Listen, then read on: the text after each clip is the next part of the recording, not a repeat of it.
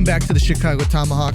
I'm Mike. I got my line mate Matt with me, and today we're going to talk about the latest Hawks game versus the Avalanche. It was a great game. It could have turned out much, much worse, but it was a really good game, and we got some NHL news for you. So to start up, the Hawks had a what would be considered as not a very desirable first period, but it wasn't really that bad. The Avs were up 2-0 end of the first period. We go into the second period, and the Hawks had some life to them. They scored a goal. They scored a really dirty goal by Taser, and then they were really, really sticking it to the Avs. The Avs wanted to make it physical. Hawks made it physical. They wanted to turn it into a speed game. Hawks were keeping up with them with the speed game. It was really, really good. Something that I really, really liked was the team. The team was playing great as a unit. Defense was playing good defense. Offense was playing good offense. Creating opportunities on the Avs, shots on goal, good shots on goal. And one of the biggest things that I liked was that they were clogging passing lanes. The Avs were trying to get things going, trying to, getting a little too fancy, and it would turn out to bite them, later because they were not stringing together the offense that they wanted to. McKinnon tried to take over the game a few times, and he got denied. And then it led into the third period, and we got two goals, I think, within 40 seconds from DeBrincat.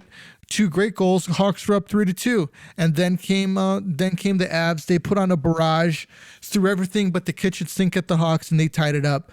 Goes into overtime, and then came the Cale Makar show. The Avs are very dangerous. They're even more dangerous in overtime because of the speed that they have and the players that they have as well. Makar, with no fault to Kirby Dach, completely turned him into a pretzel, and actually turned Fleury into a pretzel too, and had a beauty of a backhanded goal with no room for error. Matt, I'm sure you saw that, man. Yep. To be honest with you, dude, I don't think anybody could have done anything to stop that guy from scoring at that time. What do you think? No way. That was just a great play. You gotta just tip your cap to him. He made that nice cut. I think the backhand shot was more impressive than that cut, though. Yeah. Honestly, the move going, it almost seemed like he was gonna drive to the front of the net, and Fleury bit bad, and that backhand was elite, man. That was an elite shot. It went straight up. Yep. There was nothing he could have done about it. Even if he was standing up, it like went to the corner. It was incredible. Yeah. Social media has been hilarious. Kirby Dach's lazy. Kirby Dach. Even our own Hawks fans are. Oh, what is Kirby thinking there? No, that's just a good play. No, it's just guess what, guys? He's not gonna do that 3 or 5-on-5. That's not gonna ever happen. No. He took advantage of the open ice, and he had Kirby Dach chasing him, and it was just a good play. And, that's just sometimes how it goes. You tip your cap like, wow, that skill just beat me. He's an elite defenseman, but as for the Avs fans talking smack about, he single-handedly destroyed the Hawks defense. It's like, come on, dude. No. Do you remember when Taves skated through your whole team in 2009? I do. That was a great moment. How about how the Blackhawks skated through their whole team for pretty much a decade? well, dude, honestly, I'm not that impressed as as everyone's hyped them out to be. Like, I think Kemper is not doing that well this year. I don't think he's that great of a goalie. I think that was their best option, they had to let Grubauer walk because of they gave the money to Landeskog, but I think that's going to hurt them in the playoffs, man. And I think McKinnon's going to have another meltdown after the first round if they say they run into the Blues or, even at Minnesota or Nashville. I think those top 3 teams can take the Avalanche in a playoff series. I agree with you 100%. I think that the Preds have a defense that can definitely shut down the Avs.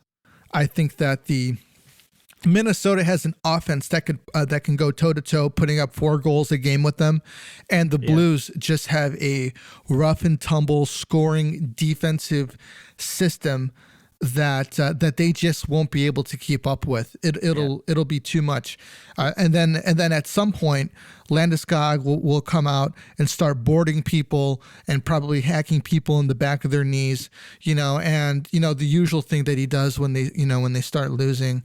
It's funny, man. This guy, he likes to pick on Kirby Dach for some reason. Yeah. He won't do that to DeBrincat because DeBrincat will probably bite his freaking ankles off. Yeah, he's a tough little guy. Yeah, he is. And we're gonna need to send Kirby Dach to some MMA training in the off season because I don't see it stopping from Landeskog.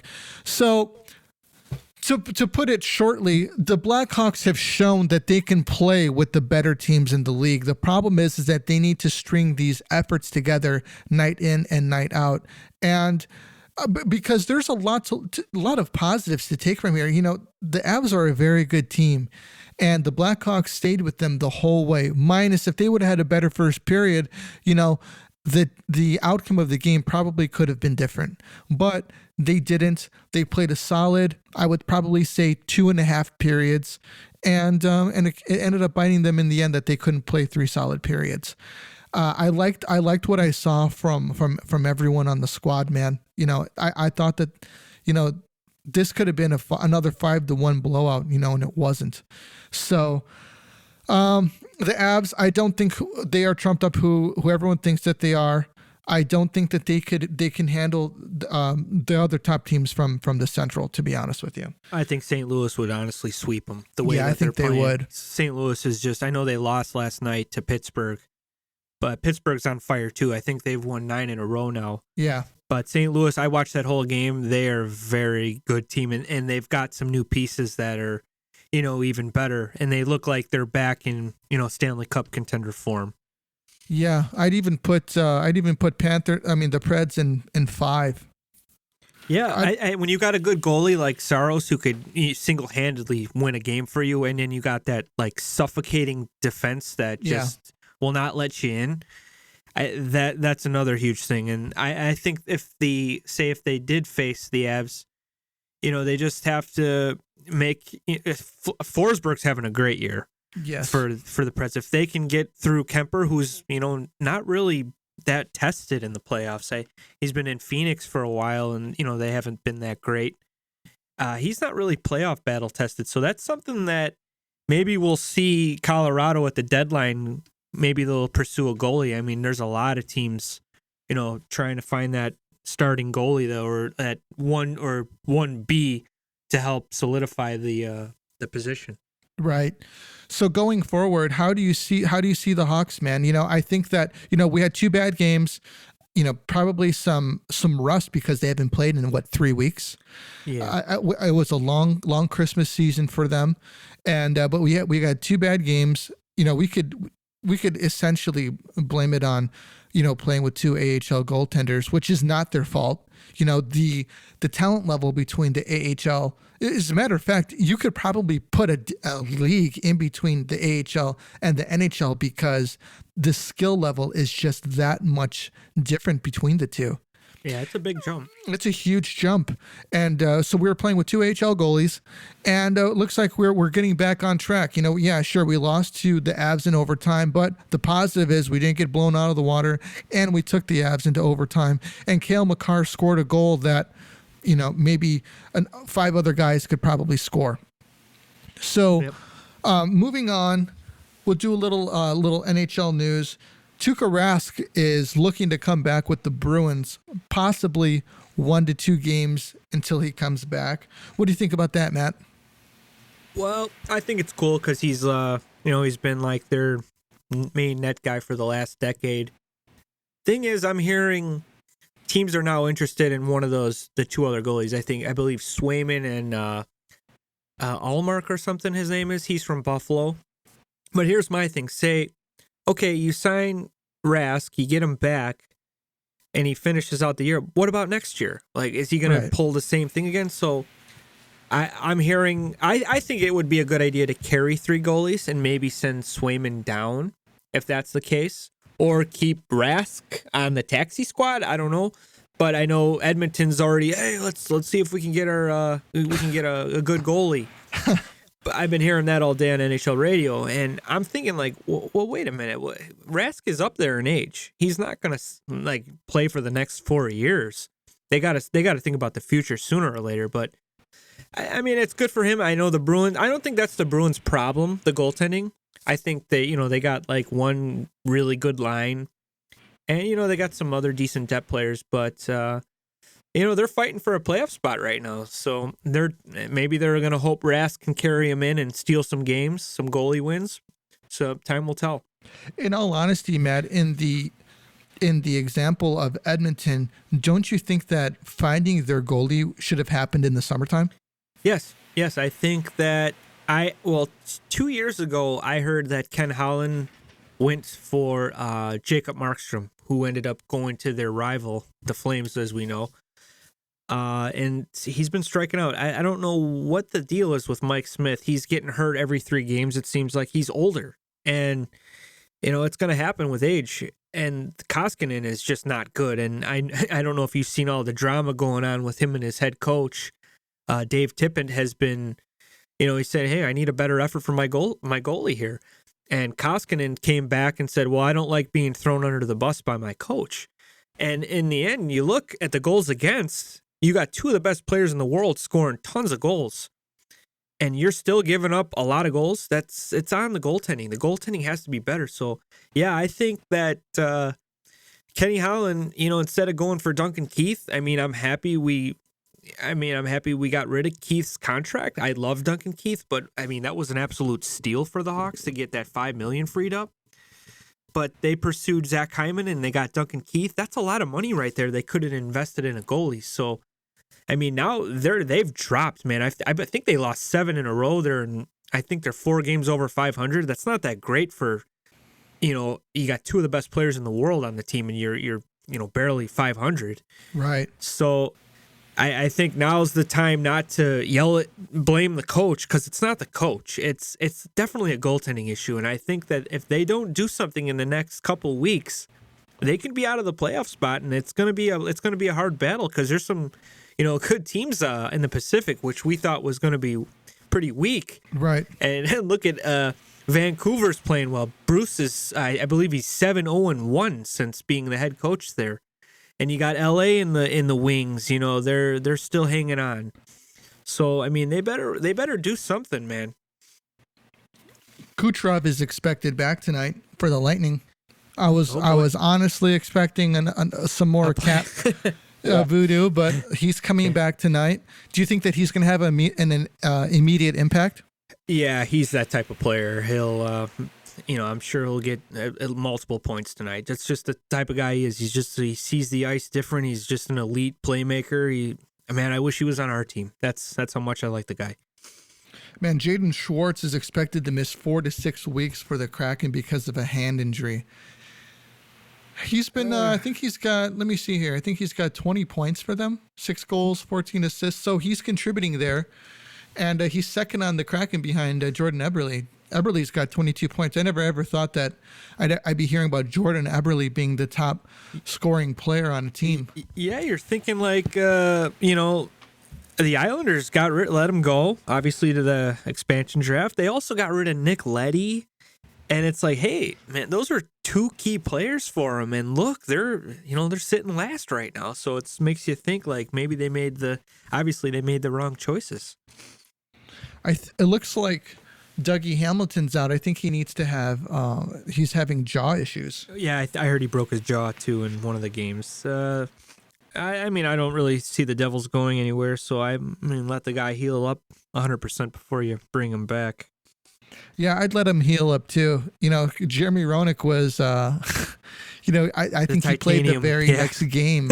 Yeah, and played. I think he said he was eating a steak through a straw. That was such a great story, man. That hit was just vicious. That would be like a 30-game suspension today, don't you think? Do you know he broke his hand in that same play? Did he really? So before the hit, he took a slash from a guy and broke it. Maybe he broke his hand or thumb. I forget what it was, but pretty almost the same thing. You can't really use your hand if your thumb's broke. But he said someone slashed him hard, and then Hatcher, obviously that runaway train just, tried to put him through the boards, literally. Yeah. And broke his jaw, and I think it was a 5-on-3 penalty they got. And Roenick didn't leave. He's like, no, I want to score. I want to score and just, stick my middle finger up to this crowd because I'm so mad that my jaw's hanging on just because of my skin, So I think I heard that on his podcast, which is really good. I really enjoyed it.